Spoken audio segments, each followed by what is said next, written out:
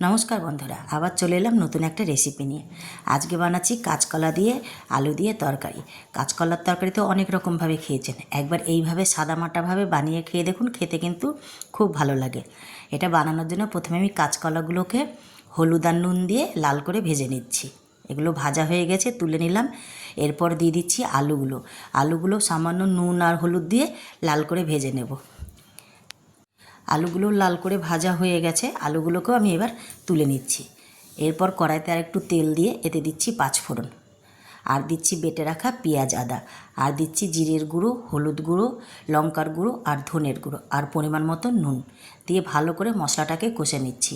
মশলাটা যখন কষা হয়ে গেছে, মশলা থেকে যখন তেল ছেড়ে দিয়েছে, তখন ভেজে রাখা কাঁচকলা আর আলুটা দিয়ে দিচ্ছি, দিয়ে আবার বেশ খানিকক্ষণ ভালো করে কষে নিচ্ছি। তারপরে দিয়ে দিচ্ছি পরিমাণ মতন জল। এবার এটাকে ঢেকে দিচ্ছি সিদ্ধ হওয়ার জন্য। কাঁচকলা আলুটা দেখুন সিদ্ধ হয়ে গেছে।